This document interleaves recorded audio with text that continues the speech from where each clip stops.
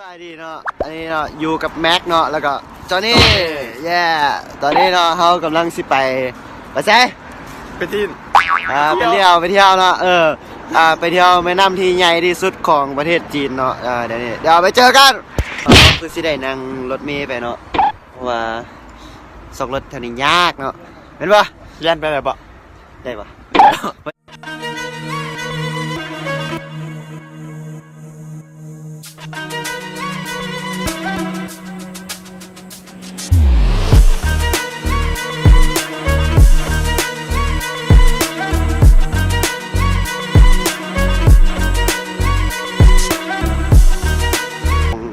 เส้นทางไปแม่น้ำช้างเจียงเนาะก็ใช้เวลาอยู่ประมาณสักนาทีก่อน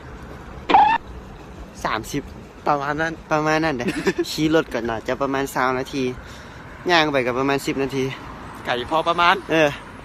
จนเมารถเฮ้ยไม่ยังติดเกือบมึงฮะ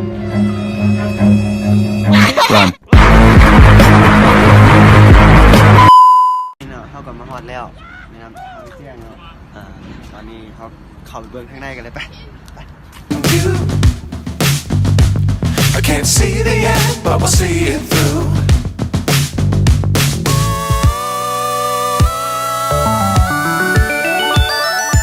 Flying, get on board. แล้วแม่น้ำช้างเจียงสังว่าเดี๋ยวเขาไปเบิ่งทางแม่น้ำกันเลย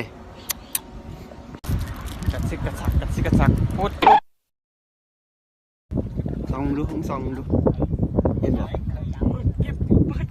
มึงย้อนเรียนเหรอบอกสันนะขอกันเด้เขาเล่ากันเนาะแม่น้ำช้างเจียงนี่เป็นเส้นทางคมนาคมทางน้ำของจีนเนาะแล้วก็ใหญ่ดีแหละยาวมันใหญ่ที่สุดในประเทศจีนนี่แหละตั้งใจตั้งยาว